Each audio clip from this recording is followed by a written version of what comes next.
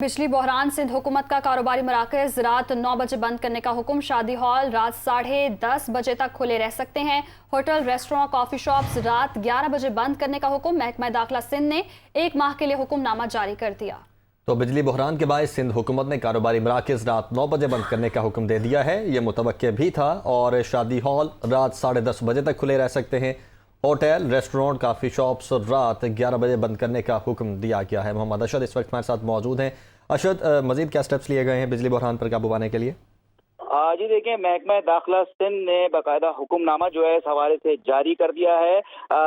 तमाम तर कारोबारी मराकज़, शॉपिंग मॉल्स जो हैं वो रात 9 बजे तक बंद करने के सिंध भर में जो है वो अहकामात जारी किए गए हैं। इसके अलावा जो शादी हॉल हैं उनको भी रात 10:30 बजे जो है वो बंद करने के जो है वो अहकामात जो है वो जारी किए गए, जबकि होटल्स, रेस्टोरेंट, कॉफी शॉप भी रात 11 बजे जो है अब वो बंद किए जाएंगे। और ये जो नोटिफिकेशन जारी किया गया है इसका इतलाक अगले 1 माह तक जो है वो रहेगा।